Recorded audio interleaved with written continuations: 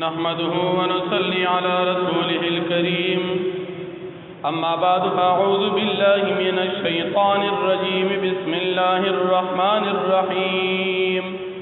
والتين والزيتون وطور سينين وهذا البلد الأمين لقد خلقنا الإنسان في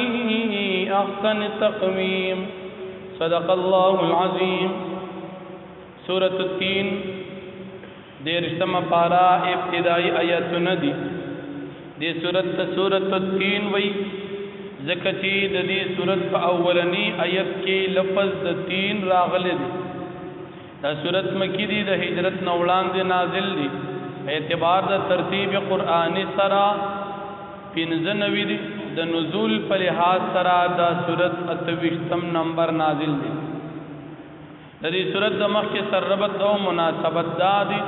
چې په مخ کې صورت کې د نبی علیہ السلام شرح صدر بیان شو او په دې صورت کې د نبی علیہ السلام د شرح صدر چې کوم خار مکه مکرمه دا هغه ذکر کیږي په دې صورت کې الله رب العالمین سلور قسمونه ذکر کړي سلور سيزونه د خپل قدرت نمونه په تور ذکر کړي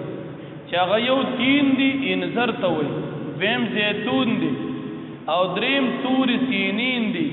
او سلورم هذا البلد الامین دی مفتی شفیع صاحب رحمت اللہ علیہ فرمائی چې دا سلور واړه سیزونه دا د برکت سیزونه دي انذر زیتون کوه تور او مکه مکرمه او بیا فرمائی چې دا دو سیزونه زیتون او انذر کی دیش د دین مراد اغازیوی چې په کوم ځای کې دا ډیر کیږي او په کوم ځای کې چې ډیر کیږي ناغه ملک د شام دی او شام دا د پیغمبرانو وطن دی ناغه ځان له د برکت کلی دی او تور سینین تور کوه تور دی او سینین په دغه ځای کې چې دا کوم ځای کې کوه تور دی دغه علاقه سینین ده دلته تور سینین او هذا البلد الامین دین مراد مکه مکرمه دا او دا دواړه کوه تور او مکه مکرمه دا دواړه ځایونه د نزول د وحی ځایونه دي په مکه کې وحی نازلې ده او په کوه تور کې وحی نازلې ده بیا الله جل شانه فرمایي چې ما دا انسان ډېر په خیستا شکل صورت کې پیدا کړی او بیا د انسان منګه واپس کمزوري حالت تبوزو اول خستوي ماشوموالی کې بیا ځوان شي او بیا چې کله بوډاوالی تروان شي نو د شکل صورت هغه حسن ختميږي ارذل العمر کې بیا ډیر کمزوري شي البته د مؤمن او د کافر په دې عمر کې بیا فرق دی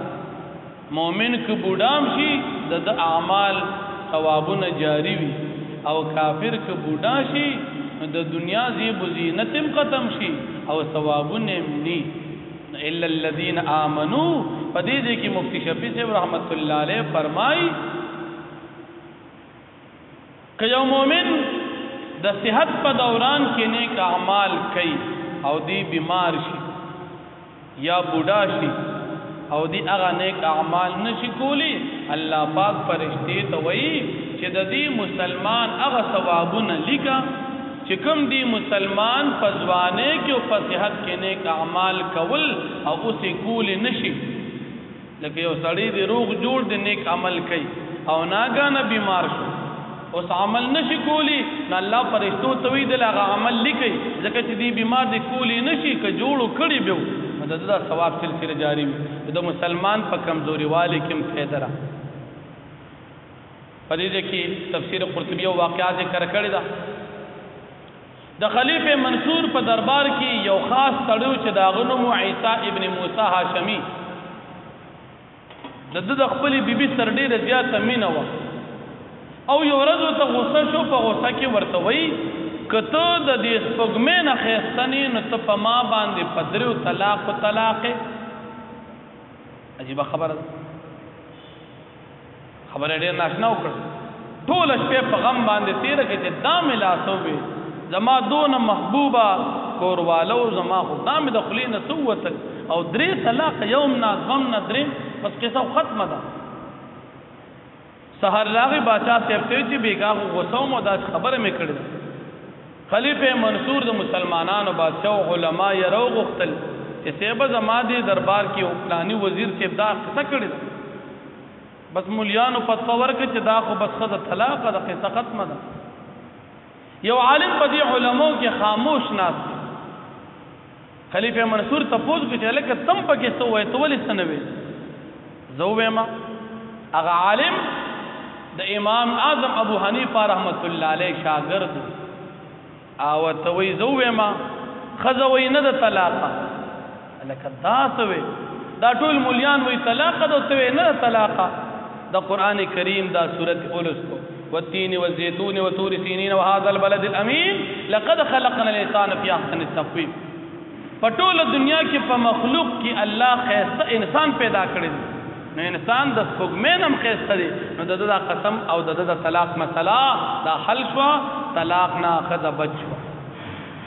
امام ابو حنیفه رحمت الله علیه شاګردو نو الله جل شانه فرمایي والتين او قسم دی په زنجر باندې والزيتون او په زيتون باندې وطور سینین او په کوه تور باندې چې په مقام د سینین کې واقع دی. وهذا البلد الامين او په دې خار د امن باندې چې مکه مکرمه ده. لقد خلقنا الانسان فتاقي څنګه پیدا کړی دی انسان فی احسن تقویم په خیسته شکل صورت کې ثم رددنا بیا منګ دی واپس اسفل سافلین